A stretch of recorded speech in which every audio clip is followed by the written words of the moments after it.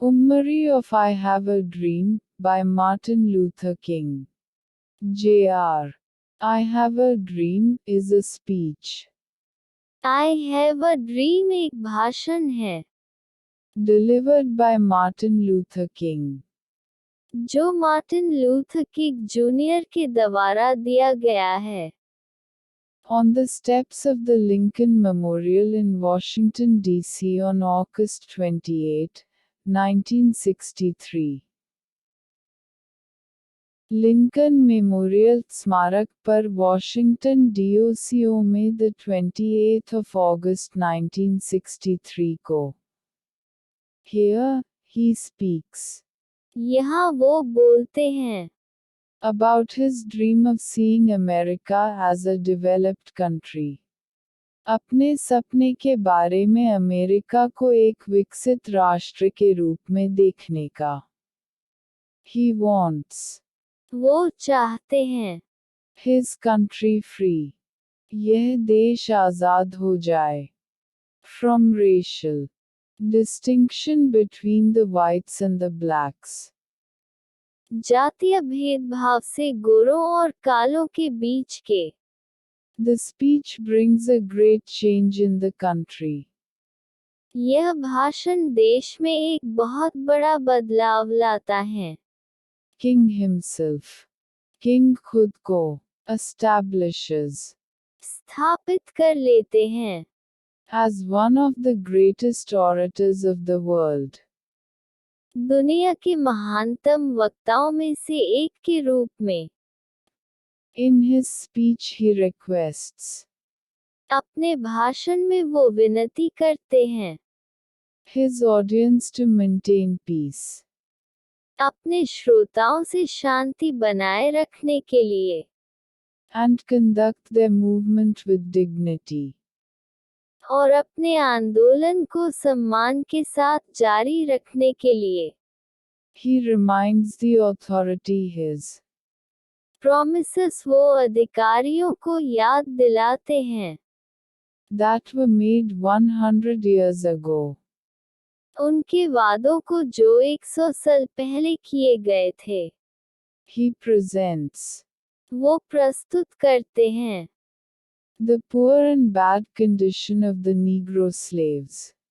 गरीब और बुरी अवस्था को निग्रो गुलामों की. They live in slums and ghettos. वे झुग्गी झोपड़ियों में रहते हैं They are deprived of their right to vote. वे अपने मतदान करने के अधिकार से वंचित हैं They are cruelly treated by the police.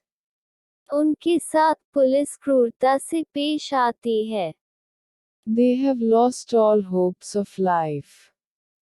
वो जीवन की सभी उम्मीदों को गवा दिए हैं He demands that they must be now provided with their right. वो मांग करते हैं कि उन्हें उनका अधिकार मिलना चाहिए If America is to be a great nation. अगर अमेरिका को एक महान राष्ट्र बनना है. I have a dream एक भाषण है जो मार्टिन लूथर किंग जूनियर के द्वारा दिया गया है लिंकन मेमोरियल स्मारक पर वॉशिंगटन डीओसीओ में 28 अगस्त 1963 को. यहाँ वो बोलते हैं अपने सपने के बारे में अमेरिका को एक विकसित राष्ट्र के रूप में देखने का.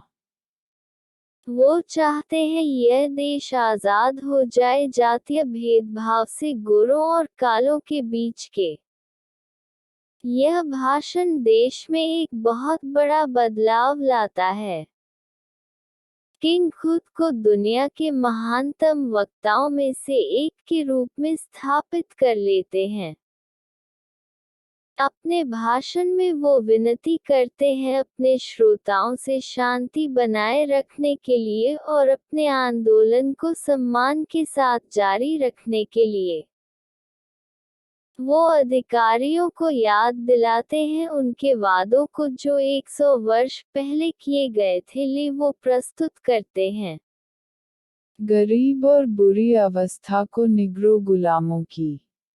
वे झुग्गी झोपड़ियों में रहते हैं। वे अपने मतदान करने के अधिकार से वंचित हैं। उनके साथ पुलिस क्रूरता से पेश आती है। वो जीवन की सभी उम्मीदों को गंवा दिए हैं।